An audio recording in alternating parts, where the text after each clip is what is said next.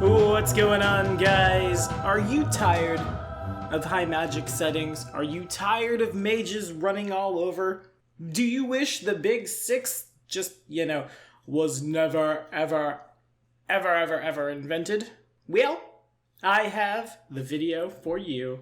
Today, at the request of the Black Dragon disciple Ellie Nielsen, we're going to build someone who shuts down mages, makes casting as difficult as possible, the anti-magic character. I was gonna let this be a bit of a spoiler, but thumbnails exist. You probably already know what's happening. That's fun.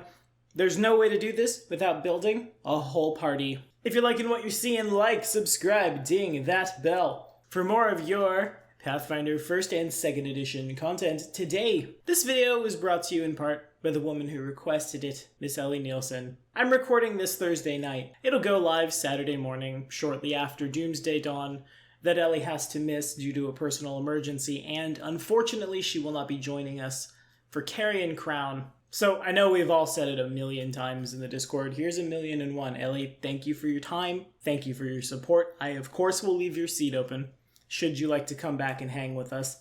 You've been nothing but a blast, especially considering, you came in at a part of an AP where you were supposed to die a miserable death.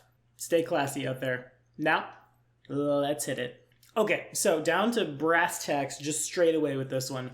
This party is mean.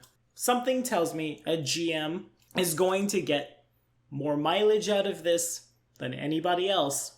But with that in mind, especially at high-level play, the spell we're building around shuts down, a lot of stuff. I think you'd be surprised. Yeah, you guessed it. I thought about building a counter-spell-based character, but they're boring. We will have some other shenanigans as well, but there's no other way, really, to geek that mage than to cast Anti-Magic Field.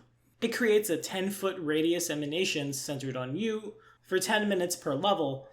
An invisible barrier surrounds you and moves with you. The space within the barrier is impervious to most magical effects, including spells, spell-like abilities, and supernatural abilities. Likewise, it prevents the function of any magic items or spells within its confines. The anti-magic field suppresses any spell or magical effect used within, brought into, or cast into the area, but does not dispel it. Time spent within an anti-magic field counts against that spell's duration. Summoned things will wink away. Should an anti-magic field appear in an area occupied by a summoned thing with SR, you've got to beat that SR. Normal things can enter the area, so can normal missiles. Everything basically becomes masterwork when it comes to swinging in. This spell has no effect on things that are imbued with magic, think a golem. Elementals, undead, and outsiders are unaffected unless summoned, at least as far as that winking out bit goes, because those creatures' spell-like or supernatural abilities will be nullified by the field, and you can't dispel magic the field. Anti-magic field does not anti-magic field, and things that create permanent things, wall of force, prismatic sphere, prismatic wall, remain unaffected, as to our artifacts and deities, and should a creature be larger than that area, any part that lies outside of it is unaffected. Okay, so let's grab us Baelor. I like to talk about those boys. Those are scary boys. Why are they scary boys? Boys and girls, do we remember? Yeah. Baelor's Explode.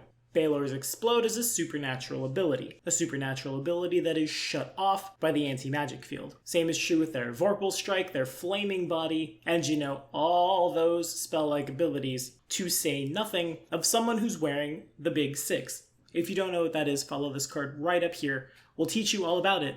But that's the idea here. I know I've had some former patrons, looking at you, Pearson, who played Yu-Gi-Oh! This is basically the skill drain deck. And a whole party, it truly must be, because your party has to be prepared to deal with this. The marshals can't really do much if they're relying on their +5 keen, agile, Vorpal, I know that's more than 10, but whatever, Kukri to Falchion and everywhere in between, if all that magic stuff winks out when they move inside the barrier to attack. Ergo, everybody's got to be on board here.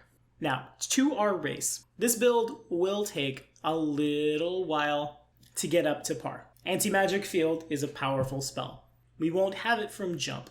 We still want to be able to geek those mages, so I have to think the best race for a game like this would be something with spell resistance. Think the Svirfneblin, think the Drow Noble, if your GM is kind. If your GM is unkind, a vanilla drow has spell resistance. Dwarves have an alternate racial trait as well if that's your jam. Personally, I've gotta say the Sphere of Neblin looks really good for this because they've got amazingly high spell resistance. That said, have a charisma and wisdom of 13, greater drow nobility, be a 13th level drow, noble spell resistance, will OP you up to 11 plus character level. If you haven't heard about our optimized party, follow this card right up here. We'll teach you all about it. This one's going to look a lot different. Normally, we have a big angry barbarian with come and get me and a reach weapon in people's faces, smacking them if they try to cast. If they try to do a thing we don't want them to do, we stop them, while two wizards in the back, or witches or shamans or what have you, are hold personing. Switch hitters are basically doing what they need to do to support the squad, throat slicing and coup de grace until the cows come home. This party is great. This party is great against casters. But again, it is less great if you are expecting to fight in an anti-magic field. So the name of the game here is, if you are a marshal, you must absolutely have what you need in class as a not spell-like ability to function. Again, this is basically a Yu-Gi-Oh! Skill train deck. It's going to come down to your numbers versus their numbers, with not a lot of shiny things in between. To be honest, I'm really thinking the Barbarian for this one. Just a pair of barbarians, because rage still functions in an anti-magic field.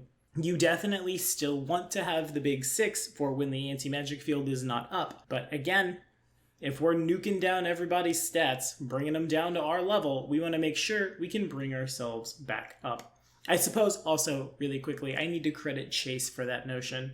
In our How to Play a Dragon Forgotten Race review video, which was really fun, by the way. Follow this card right up here if you didn't catch it. Chase correctly pointed out to me that a dragon should always learn anti-magic field because when it comes down to that slugfest, the dragon will have better stats, probably, than somebody who's particularly mad. Our barbarian just needs to be inside the anti-magic field, go crazy, go ham, hit things, and try to end that combat as fast as possible. We won't go very in-depth with what that character looks like feat-wise, with the exception of a single magic item.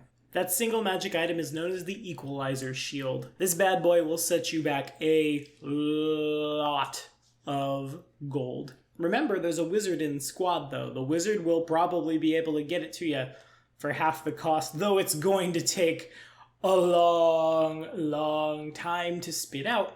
An Equalizer Shield is a +1 mithril tower shield, so the barbarian will need to move some of his feats around to specialize in its use, but once per day, the bearer of this shield can issue a challenge to a foe and ring the shield like a gong. Sounds pretty barbaric, right? You know, take the spear, smack on the shield, yell angrily in Gaelic. I can dig it. Resulting in a resonating blast that negates all magic in a 10-foot radius as per anti-magic field for a minute. Now, I'm a little hazy on whether or not after you do this, you could drop the tower shield and use like a bastard sword or a katana, something that can be used one-handed with proficiency, but is two-handed as a martial weapon. Consider this your backup. Yeah, it's going to take a while to get it, but once you have it, that helps create other barriers to not only assist the Punisher behind you, but to keep people from backing out of an anti-magic field, or, you know, just keep that thing on for 10 rounds. 10 rounds is probably an entire combat. Now, this does take a long time to get to, like, fully set up. So before the Barbarian has this, it's probably okay to grab a feat like Step Up into Step Up and Strike. When someone tries to 5 foot back, you 5 foot up and whap them. Have that ready to action, Step Up and Strike, and then when they go to cast, use your ready to action, bop it, and there it is. Hey, speaking of ready to actions, that's what our switch hitters look like. Now, normally we have 2 of these in the build. I think 1 is more than enough this time. I think we'd rather have 2 Punishers. Our Punisher probably takes these feats as well. Our Punisher will not have as high of a base attack bonus as our switch hitter, but Overwatch style says, as a full round action, you can ready 2 ranged attacks with the chosen weapon you have weapon focus with, each with its own triggering event. You take a -2 penalty on those attack rolls. Overwatch Tactician lets you ready those as a standard action. Overwatch Vortex says you can ready 4 ranged attacks, each with its own triggering event with a -2. Again, of course, same story, just from way, way farther back. They go to cast, you shoot them, they make a check or lose the spell. Easy peasy. Setting more than one action is really good against more than one caster, and if you're worried about the loss of action economy, because Counterspell would more or less do the same thing, you can always set the triggering event to something real metagamey. I mean, this is a min-maxing video, right? Something along the lines of, say, if an opponent casts a spell, or I want to, if an opponent casts a spell or moves, if an opponent casts a spell or their turn ends, I shoot them. Once upon a time, I watched a video by a YouTuber in the D&D scene who's much, much bigger than I, names will remain unnamed. The man talked about how he once went to a PFS scenario where the wizard's contingency was, if initiative is rolled, I cast haste. If that super gamey thing can work, something like, if I want to, I shoot, should probably work just as well. As far as the class for this build, for these guys, as far as the class goes, you could kind of do whatever. Rangers are fine, certainly a boon-companioned pet, especially if that pet is like a dinosaur or a war cat doesn't mind the anti-magic field. But I do believe we do want to have, and it's your choice, a dip. In our full martial into the arcane world, say a wizard dip for True Strike, honestly that's probably good enough right there. So we can qualify to become an Arcane Archer. Now, strangely enough, the Arcane Archer, in fact, is proficient with shields. One assumes that means tower shields as well. So you kind of become the Italian crossbowman with a tower shield on his back, turn, reload, tag the shield, anti-magic field on you in case things go wrong, haha. But that's not what we're here for.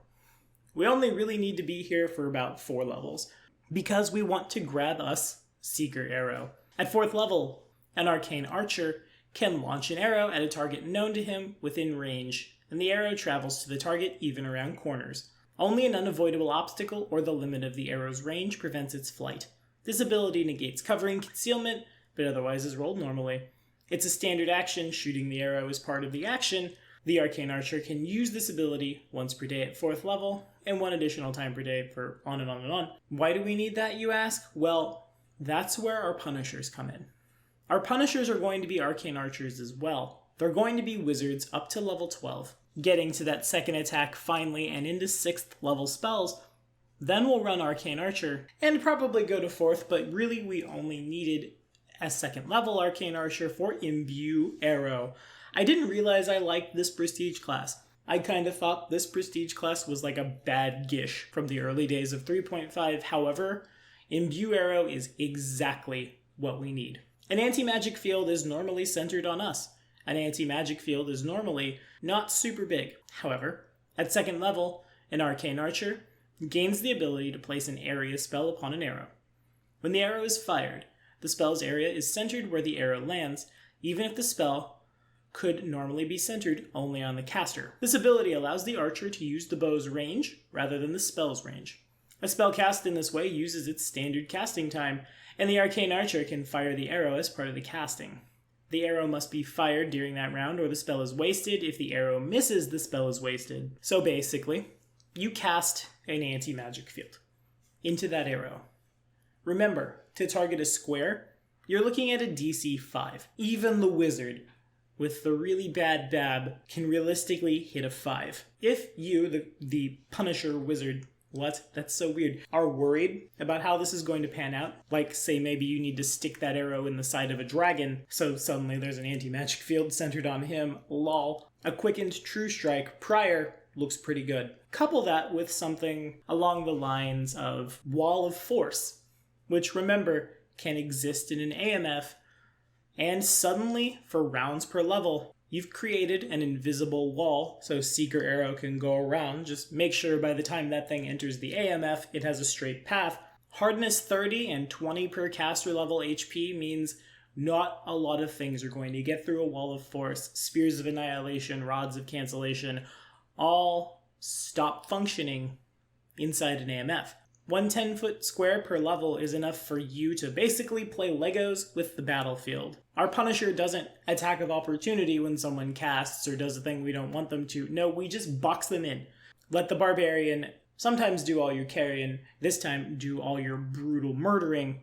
To be honest, even just making a bunch of squares where dudes are trapped with barbarians with equalizer shields, who then activate those shields, and then you can't get out, stuck horribly, facing sudden death, that is terrifying. This is why I think 2 Punishers are required, because you might need that 1-2 punch.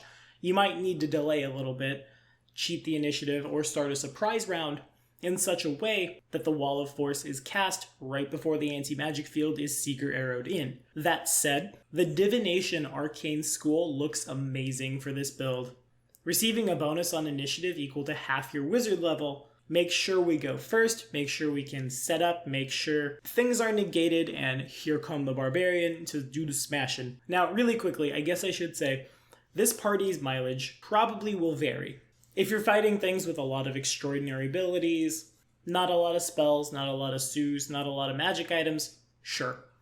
You're not going to see as much oomph in this build. However, I'm willing to bet at some point in any party's career, they're going to fight a powerful outsider, a powerful dragon, something that casts something, or something that has a magic item.